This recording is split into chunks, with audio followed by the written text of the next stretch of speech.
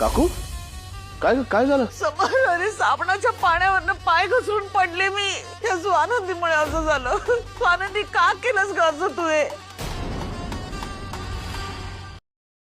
तीन दोघातली तुटेना.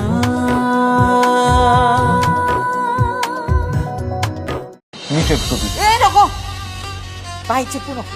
तू फक्त मूर्खपणाच कर. आज स्वानंदी कायमची ढगात गेली असती, पण नाही, साहेब बिनविषारी साप घेऊन आले. आणि ते कमी होतं की काय, तर आज मी या सगळ्यांच्या समोर तोंडावर पडले. स्वानंदी ही स्वानंदी स्वानंदी. आणि तुला पण मी सगळ्यांसमोर तोंडावर पाडलं ना, तर नावाची मल्लिका.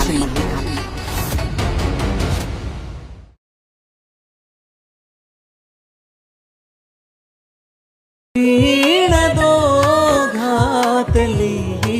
तुटेना.